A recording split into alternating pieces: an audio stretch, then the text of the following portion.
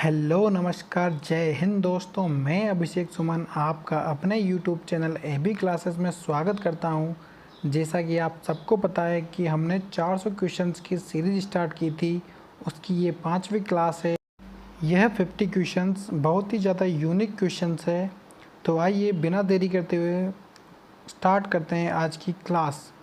Question number 41, गणित के सार संग्रह पुस्तक के लेखक कौन है? ऑप्शन ए है आर्यभट्ट, ऑप्शन बी है भास्कराचार्य, ऑप्शन सी है ब्रह्मगुप्त या ऑप्शन डी महावीराचार्य। इसका राइट आंसर बताइए जल्दी। जैसा कि मैंने आपसे पहले भी बोला था कि आपको कम से कम 10 या 15 बुक और उनके लेखकों के नाम याद कर लेना अनिवार्य है, क्योंकि आजकल जो भी क्वेश्चन पेपर बन रहे हैं उनके अंदर बुक और उनके लेखकों के नाम अवश्य पूछे जा रहे हैं। तो इसका राइट आंसर है महावीराचार्य। और एक और पुस्तक है लीलावती, उसके लेखक कौन है? भास्कराचार्य। तो नेक्स्ट क्वेश्चन आपके सामने ये रहा। 42 क्वेश्चन है, आकृतियों के पहलू में से किसका संबंध प्राथमिक स्तर से नहीं है? और आपके ऑप्शन है ए पैटर्न, बी कोण, सी सममिति या डी चौपड़। जल्दी राइट आंसर चुनिए इसका फटाफट से। इसका राइट आंसर है ऑप्शन बी कोण। जैसा कि आपको बता दें कि कोण का संबंध प्राथमिक स्तर से नहीं है, कोण का संबंध है उच्च प्राथमिक स्तर से। तो इसका राइट आंसर होगा ऑप्शन बी कोण। बाकी पैटर्न, सममिति और चौपड़ इनका संबंध प्राथमिक स्तर से है। तो नेक्स्ट क्वेश्चन 43 क्वेश्चन आपके सामने ये रहा।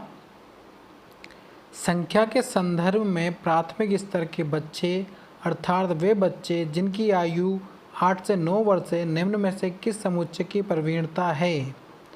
और आपके ऑप्शन है आपके सामने। ऑप्शन ए वर्गीकरण, प्रतिवर्तिता या अनुपातिक विवेचना, ऑप्शन बी पंक्तिबद्धता करना या प्रतिवर्तिता या अनुपातिक विवेचना, ऑप्शन सी वर्गीकरण, अनुपातिक विवेचना या ऑप्शन डी पंक्तिबद्धता, वर्गीकरण या प्रतिवर्तिता। इसका राइट आंसर बताइए। इसका राइट आंसर है ऑप्शन डी पंक्तिबद्ध करना, वर्गीकरण करना और प्रतिवर्तित करना।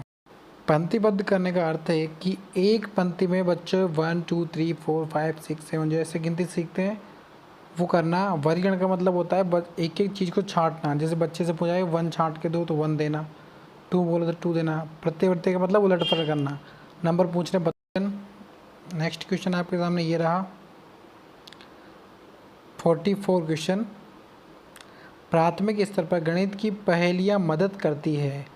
वेरी इंपॉर्टेंट क्वेश्चंस, ये वाले पेडागोजी वाले क्वेश्चन होते अच्छे। ऑप्शन है आपके सामने। ए कक्षा में प्रतिभा संपन्न विद्यार्थी को पहचानने में, ऑप्शन बी विद्यार्थी को मनोरंजन प्रदान करने में, ऑप्शन सी समस्या सुलझाने के कौशलों को परखने में, ऑप्शन डी सुलझाने के कौशलों को प्रोत्साहन करने में। राइट आंसर चुनिए और बताइए जल्दी। इसका राइट आंसर है ऑप्शन डी समस्या सुलझाने के कौशलों को प्रोत्साहन करने में। देखो गणित की प्रकृति क्या होती है? तार्किक होती है। तो इसमें बच्चे की मानसिक शक्ति का विकास होता है और तार्किक क्षमता बढ़ती है, इसलिए इससे समस्या सुलझाने में आसानी होती है। नेक्स्ट क्वेश्चन 45 क्वेश्चन आपके सामने ये रहा। गणितीय संचारण उल्लेख करता है। आपके ऑप्शन ए है गणित के विचार को समाहित और संगठित करने की क्षमता, ऑप्शन बी है समस्या को सुलझाने की क्षमता, ऑप्शन सी है गणित प्रश्नोत्तरी में भाग लेने के कौशल, ऑप्शन डी है गणित की कक्षा कक्ष में बोलने की क्षमता। राइट आंसर चुनिए जल्दी और बताइए। इसका राइट आंसर है ऑप्शन ए गणित के विचार को समाहित और संगठित करने की क्षमता। नेक्स्ट क्वेश्चन 46 क्वेश्चन आपके सामने ये रहा।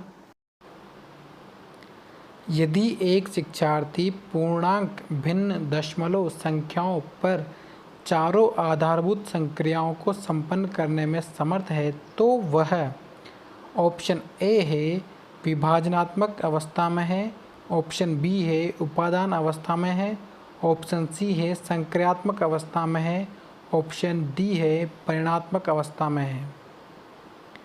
इसका राइट आंसर बताइए जल्दी। इसका राइट आंसर है ऑप्शन सी संक्रियात्मक अवस्था। यदि कोई बच्चा चारों आधारभूत कौशल में संपन्न है तो वो संक्रियात्मक अवस्था में आएगा। अवस्थाएं तो आपने पढ़ रखी होगी बाकी सब। नेक्स्ट क्वेश्चन 47 क्वेश्चन, प्राथमिक स्तर पर गणित की अच्छी पाठ्यपुस्तक के लिए निम्नलिखित में से कौन सी विशेषता महत्वपूर्ण है। ऑप्शन है ऑप्शन ए उनकी अवधारणा का परिचय संदर्भ के द्वारा दिया जाना चाहिए, ऑप्शन बी उनमें केवल बहुत से अभ्यास होने चाहिए, ऑप्शन सी वे आकर्षक और रंगीन होने चाहिए, ऑप्शन डी वे मोटी और बड़ी होनी चाहिए। इसका राइट आंसर बताइए जल्दी।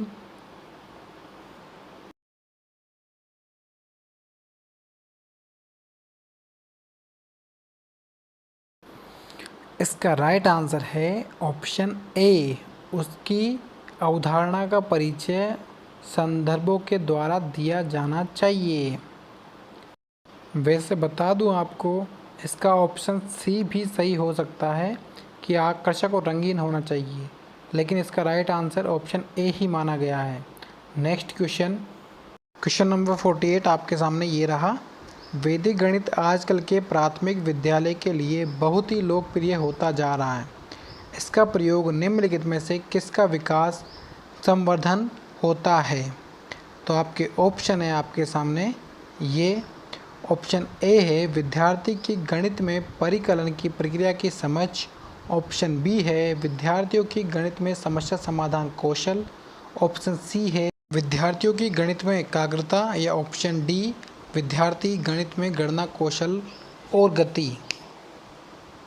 राइट आंसर बताइए जल्दी। इसका राइट आंसर है ऑप्शन डी विद्यार्थी गणित में गणना कौशल और गति। नेक्स्ट क्वेश्चन है 49 क्वेश्चन, आज का सेकंड लास्ट क्वेश्चन ये रहा आपके सामने।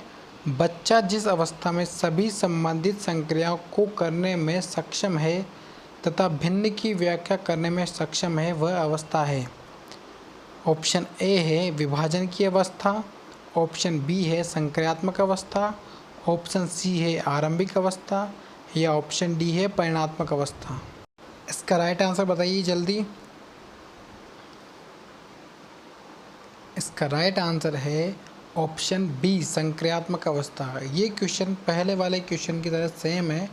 जब बच्चा चारों आधारभूत कौशल जोड़ना, घटाना, गुणा, भाग में संपन्न हो जाता है तो वह संक्रियात्मक अवस्था कहलाती है। नेक्स्ट क्वेश्चन और आज का आखिरी क्वेश्चन आपके सामने ये रहा 50 क्वेश्चन। कक्षा 4 की पाठ्यपुस्तक की दी गई समस्याओं में से कौन सी समस्या बहुअनुशासनात्मक समस्या की ओर संकेत करती है। और आपके ऑप्शन है ए दी गई आकृति की छवि दर्पण का आरेख बनाएं, ऑप्शन बी है दी गई आकृति में कितनी सममिति रेखाएं हैं, ऑप्शन सी दी गई आकृति में एक सममिति रेखाएं खींचिए, ऑप्शन डी है भारत के झंडे का आरेख बनाइए और झंडे में सममिति रेखाओं की संख्या पहचान कीजिए।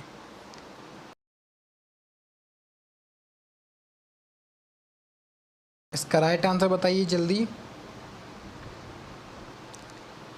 इसका राइट आंसर है ऑप्शन डी भारत के झंडे का आरेख बनाइए और झंडे में सममिति रेखाओं की संख्या की पहचान कीजिए। यह करने से बच्चे के अंदर माप, समांतर रेखाएं और आकृतियों आदि गणितीय कौशलों का विकास होगा।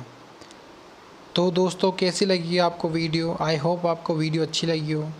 Thank you. So bye.